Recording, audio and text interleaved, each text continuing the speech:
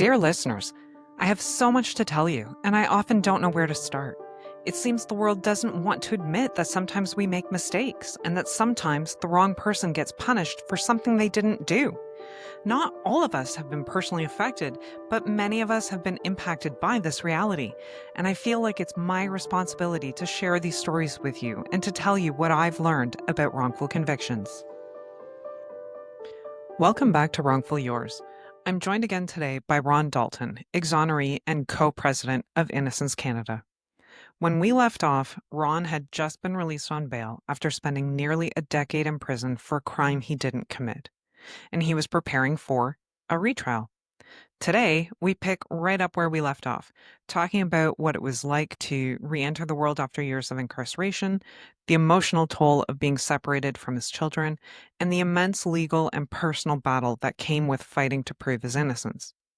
But make no mistake, this conversation is about more than just the courtroom.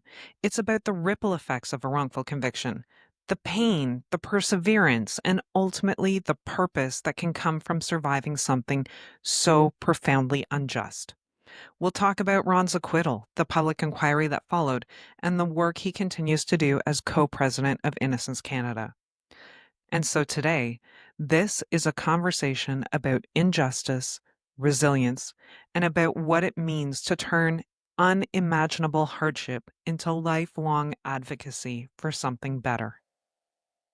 Welcome back, Ron. It is such a pleasure to have you here again this week. And last time we left off just as you were getting released and ready to have your retrial. So I'm hoping we can kind of get into some of that part of your story and then maybe also talk about, what life was like when you came home and where you're at today.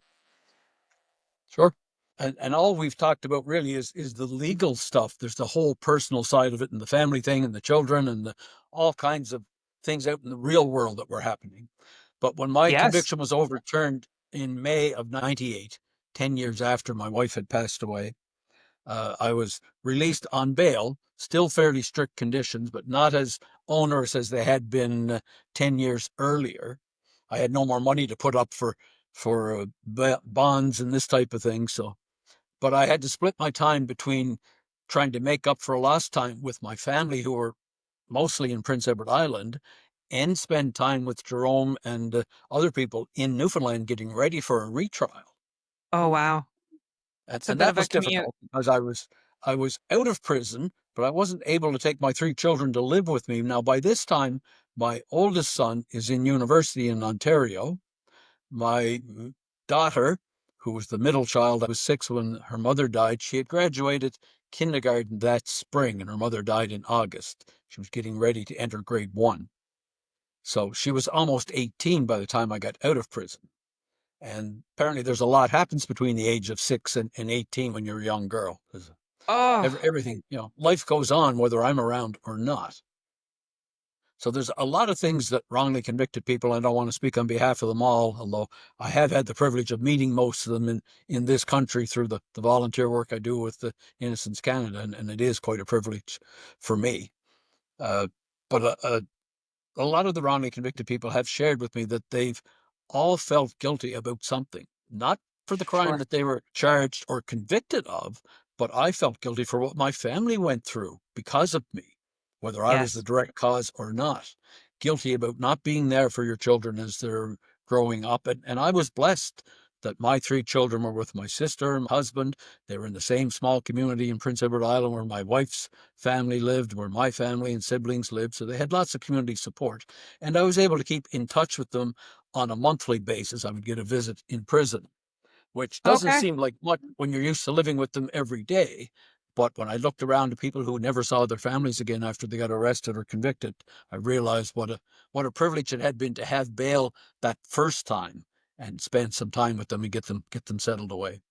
So the Absolutely. And I retrial, imagine it gives you something to look forward to as you're in serving your sentence, knowing that you'll see your kids once a month, it at least gives you something, some kind of hope or something to look forward to. What it did for me is it kept me, and perhaps with my background, I went in at 32, so I was an old man in prison even then. I was in the older half of the population, let's say. Uh, but a lot of people get wrapped up in all the games that go on in prison. They're beating their head Mm, against the wall, fighting with the correctional officers who can't do a thing, not the ones that put them in there, can't get them out of there.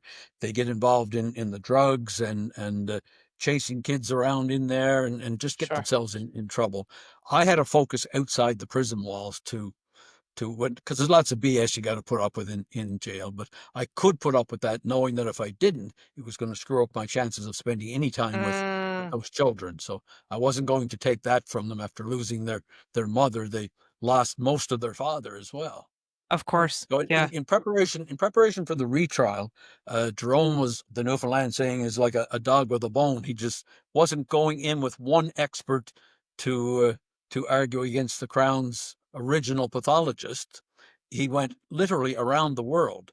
First, he started, Wow. as Jerome would, at ground zero, and he said, "Who are the leading experts in forensic pathology? Who wrote the textbooks?" So you come up with names like Sir Bernard Knight in Wales, and you got Rex Ferris out in Vancouver, and you got somebody in Northern Ireland. We went back to the original guy that we had used, Dr. Hoffman in Philadelphia. We ended up with reports from 9 world leading forensic pathologists who all disagreed with the original Crown's pathologist.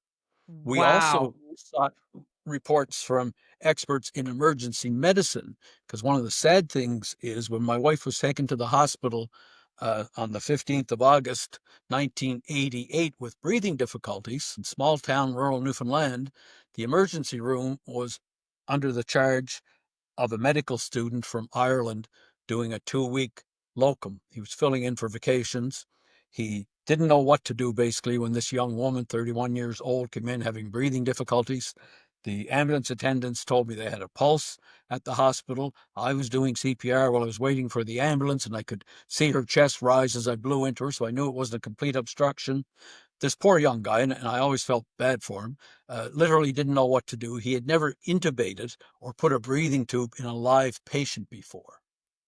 He had Okay. practiced on cadavers in medical school, and he Sure. was faced with the decision of making an attempt, is the way he testified, and hoping he got it right, or calling in the anesthesiologist for the local small hospital, who would be the person in the small rural setting with the expertise who would intubate people for doing surgery and this kind of stuff. But that would have taken another 20 minutes or half an hour at midnight to get this guy in, or gal, whoever she was, I don't really know, but to bring somebody in with a little more experience. So he did what I probably would have done myself in the situation. I don't know. He attempted. And I say Right. attempted because unfortunately he put a breathing tube down her esophagus rather than her trachea. Now, I'm Oh, no doctor, but I know a little bit about throat anatomy after all of this. He yeah. put a tube into her stomach and literally for 75 minutes blew her up like a balloon. Oh my goodness. And these tubes all have a little rubber cuff on the bottom of them that seals it in place so it doesn't move and come out when you're using it, but it also prevents air from getting around it. So when he sealed that tube in the wrong location, he sealed my wife's fate. Oh my gosh. When the first trial happened, we would have 3 and 4 hospital lawyers attending every day of all the medical testimony because they saw the potential for a wrongful death. So Of had I course. not been convicted, the real experts that we used 10 years later referred to that as a medical misadventure, was the kindest thing they could call it. Even the hospital pathologist, who had no training or expertise in forensic pathology, the next day when he did the autopsy on my wife, called this young medical student down to the morgue or wherever he was doing the autopsy, showed him that the tube had been placed in the wrong place, but still didn't make the link that that contributed to my wife not being able to be revived I or was losing just gonna say, did no one consider this, obviously not, at your original trial, that like life.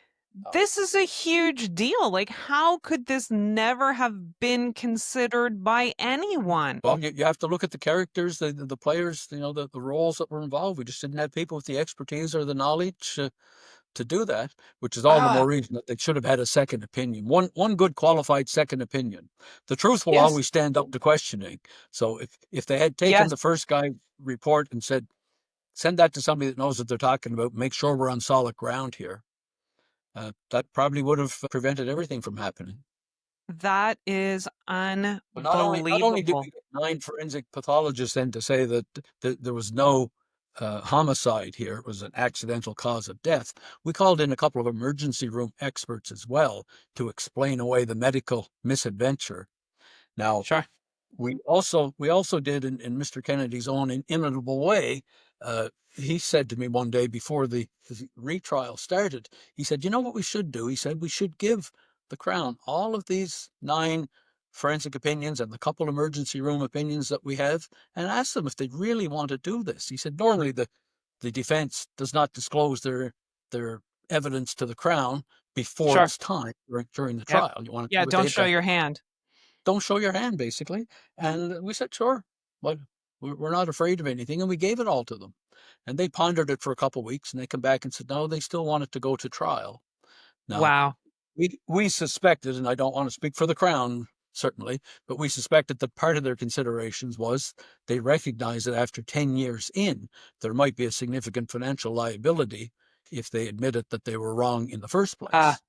So they yes. literally decided to roll the dice, went with the original pathologist against 9 world-renowned experts and a couple emergency room guys to come in. So at the end of a 9-month trial, it was a bit of a slam dunk, although you take nothing for granted.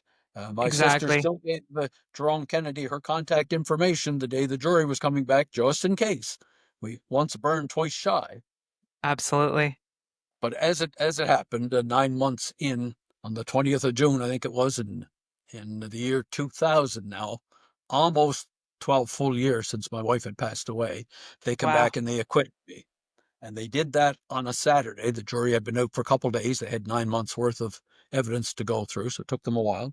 They came back on Sure. a Saturday. That evening, I gathered with friends and family in St. John's, Newfoundland. The next day, I got on the road and I drove to the ferry and took the ferry to Nova Scotia and drove to Prince Edward Island. That would have been Sunday and Monday. I got to my sister's house in Prince Edward Island at 3 or 4 o'clock Monday afternoon, and that evening, my 18-year-old daughter graduated from high school. So Wow. just graduated from kindergarten the year her mother died. And that was the first time, other than that 15 months when I was out in bail, that she could look out in the audience and see one of her parents there. But that always, for me, kind Unbelievable. of encapsulated the 12 missing years. People can relate to what goes on between the time you're 6, the time you're 18. This was not a 6-year-old little girl anymore. This was an 18-year-old young woman on her way to university and all that sort of stuff. And then Absolutely. when the dust settled on that, we still had to wait 30 days in case the Crown decided to file a notice of appeal on the acquittal. On the 28th or 29th day, they notified us that no, they would not be doing that. They finally, uh, it just in a whisper, it was no big fanfare or anything. Of And course. then, of course, I immediately started screaming, well, let's look into why you got it wrong in the first place. Maybe we should have a public inquiry. And had there not been 2 other wrongful convictions in the Newfoundland jurisdiction within a 5-year period, so 3 altogether within a 5-year period in a very small jurisdiction, I may never have received a public inquiry. But because there was 3 of them, and I knew these other 2, and one of them in particular had served 5 or 6 years in the same prison that I was in. The other Oh, guy wow. served less time. But we all got screaming and say, no, there's a problem with your justice system here. The people of Newfoundland and Labrador, if we don't deserve it, the people need to know why they get it wrong. So we Yes. ended up doing 2.5 years of a public inquiry as well. We had a retired Supreme Court Chief Justice Antonio Lemaire conducted the public inquiry looking into all 3 of our cases. And what I had is that process like? Is that like another trial for you? Are you it's a little less like a trial because nobody's going to prison over this. okay? All we're doing is, and we're And you're not on, having to prove your innocence this time? no, that's right. Okay. And then that's a big point because when you first go to trial, you're presumed innocent. When you're trying to appeal something in the work that Innocence Canada does, you're presumed guilty. Once you've been Yes. convicted, you don't arrive at the penitentiary doors with a presumption of innocence. I didn't Sure. get that back until my conviction was overturned in 98, and then I was able to keep it going forward. Right. But and of course, just as a side note, we started a trial that got aborted in between the first and the second one because in late 1999 we started a retrial in Gander, same small Oh, town where my original trial had happened. We got 2 months into it doing voir dires, vetting the evidence that would be allowed in and wouldn't be allowed in. We had a jury picked, and we were on our second witness when the judge didn't show up one day in oh, February of 99. The judge didn't show up. We all sat around till 10:30, 11 o'clock, and he finally came in, said he'd just come from his doctor's office, who ordered him to go home for 6 months. His blood pressure was through the roof. He didn't think there was anything he could do to keep this on the rails other than declare a mistrial. oh my goodness. I had already been turned down for a change of venue to bring the trial from the small town of Gander back to the major center in St. John's, where most of the players lived and had better access to experts and everything else. But I had been turned down for that because I guess the Crown has the option. They opposed that, and the judge went along with them. But when they brought a judge out from St. John's to pick up the piece and see if he could carry on with the second trial, or if we had to do a retrial and start all over, he decided that it's possible that he could have ruled differently on some of these things that we had spent 2 months on. So he said he would have to declare a mistrial on that second one. And he was quite willing to move the trial into St. John's rather than commute for 8 or 9 months out to Gander in the middle of the winter and whatever. So that was Wow. just one little aside that drug things on a little bit further. It seems like everything in your story is a little aside. Like there are so many things that just went off the rails for you. It's unbelievable how many things can go wrong in one case. And that I think brings me to today. You are the co-president for Innocence Okay. Canada. You do a ton of advocacy work. How do you find it in you to keep showing up in this world? Like, did you ever think that it's just easier if I disappear and don't do anything else in this crazy world? The positive spin on it is that it happened to me, it could happen to anybody else, and you're trying to do some good things. But the other side of it is I'm not smart enough to walk away from all this. I went through a lot of misery, and we have shirts that we do. Our logo is a series of tally marks, and I know you've seen them, but every Love it. every tally mark is a life. And mine is not one of those tally marks. My appeal was successful. It just took forever to get it done. So Innocence Canada didn't overturn my conviction. When I did get my conviction overturned, I knew there were other people in similar circumstances. Donald Marshall Jr. and David Milgard, myself, couldn't have been the only ones. And when you start looking around, I knew people in prison that had claims to innocence that were just as strong as my own. And I knew one in particular from Nova Scotia was a school teacher who had been convicted on the strength of the evidence of the same pathologist Oh a couple of my. years after I did. When they needed somebody in Nova Scotia to feed an answer to, they started scratching their heads and say, I bet I know who we can get. They went and got this hospital guy in Newfoundland, brought him over 2 years after someone had died, and they didn't even do an autopsy in that case. And this guy ends up with a first degree murder conviction. So he and I had compared notes. But anyways, as I started looking around, there was really only one organization in this country doing this on a national scale. There were a couple of small projects at some of the universities and other people trying to do some of this work because it's very difficult, very time consuming. But Jerome had been in contact with people like James Lockyer and others to help him find the expertise we needed in my trial. But when you Right. start networking with these people, you talk about the cases they're working on too. They put on a couple of conventions, and I attended some of their events. Sure. And I got to meet some of the people involved, and they seemed to be the people that were doing the type of work that I had an interest in.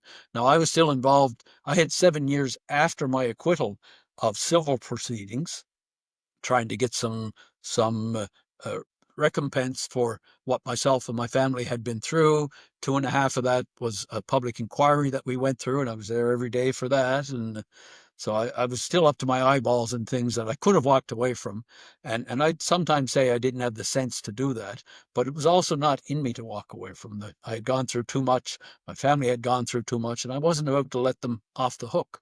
Now, the work I do Uh, with Innocence Canada, strictly volunteer stuff. But on those occasions when I get to walk somebody out of court who's been wrongly convicted, and some of them make my story sound like a stroll in the park. It's we're a couple of years in on two gentlemen from St. John, New Brunswick, who were in there for 40 years, convicted for 40 years. They didn't spend all of that inside, but they were serving part of their sentence in the community. I met them before there was an Innocence Canada in prison. So when I got to stand wow. up next to them in court after they were declared innocent and helped them get now one guy had a terminal cancer diagnosis. He was 76 years old and he's still kicking. The other guy was 81 and he's since passed. But at least I get some satisfaction out of being able to clear people like that. And I'm not responsible for that. I mean, I'm one small cog in the big machine. The lawyers do a lot of the work. We have Wynne, who keeps these people alive. You know, she's the client services person who takes the calls on the weekends at midnight for people all across the country.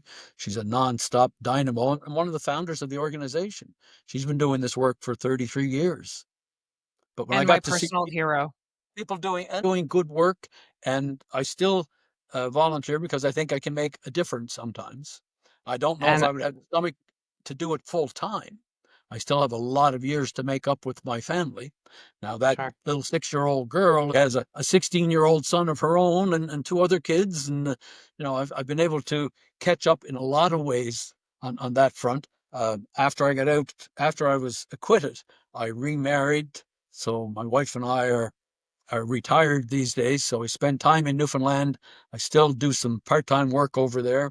I tend to spend my winters in Newfoundland raising some money and my summers in PEI spending it on the grandkids. But my mother is still around. My siblings are still here. And I was fortunate in a lot of respects in that way. But that balance is nice. But there's also a little part of me that doesn't want to let go of that wrongful conviction thing as long as I can make a contribution to fixing the problem. And we've successfully lobbied the federal government for changes in legislation. Sometimes we keep pressure on ministers to review cases because that's the only way out of these situations currently. We've lobbied Yes. on to try and get the new commission put in place. We're getting there, but we're not quite there yet. But we see some progress. But when I look at those tally marks as well, like we're up to 33 now, and every one of them is a sad story, and a lot of people and a lot of families involved. In my case, there was no crime.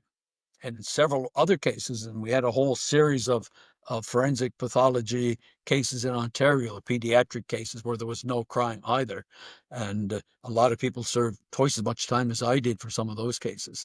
But there's also been cases where there was a crime. They just convicted the wrong person. And it's not our job to solve crimes. But in freeing clients of ours, we sometimes have stumbled across the right person. David Melgard is a good example, of course, Yes. in exonerating David with one of the first DNA cases in Canada. We were able to identify Larry Fisher, and Yes. it's happened in several other cases as well. So we sometimes forget that when you convict the wrong person, you're also letting somebody get away with murder, literally. Yep. And that, Yes. again, is not the type of work that we do.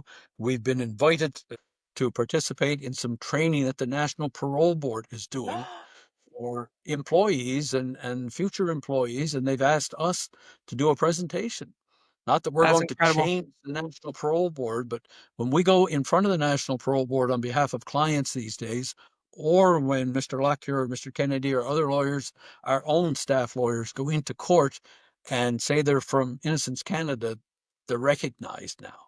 The system sees the body of work that we've done over the last 33 years. And it's quite an honor to be a part of that.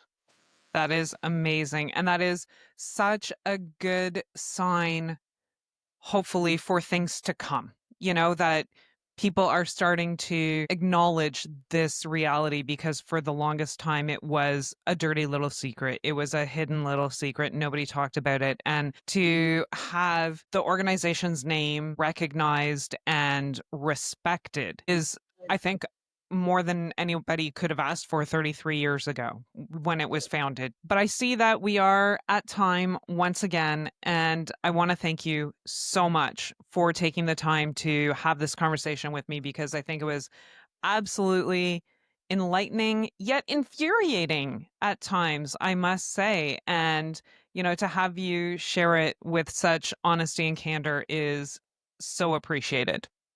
I don't wear the anger on my sleeve quite as much now as I might have. I'm out over 25 years now, so I've mellowed a little bit with age. But You just pass it on to everybody else now. That's all. that's right. You That's don't right. It's great. you don't Delegate, feel it. delegate. Yeah. We feel it for you. So, thank you again, Always, Ron. always nice to talk with you, Kelly. Ron's story isn't just heartbreaking, it's humbling. It's a reminder that wrongful convictions don't just steal time, they steal memories, they strain families, they change lives forever.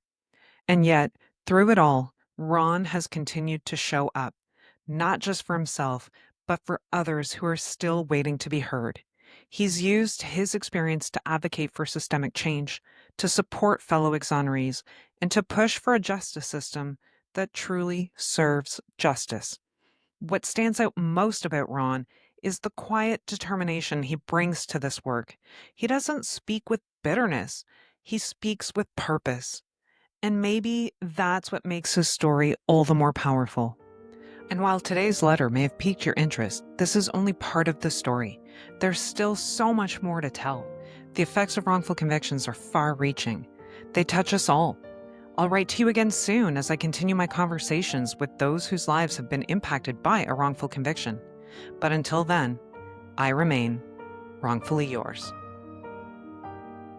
If you have something that you want to talk about with me, or even if you want to just send me some words of encouragement, you can drop me a line at wrongfullyyourspodcast@gmail.com. You can also check out my website, kellylozon.ca, for more information about me and the kinds of things that I do.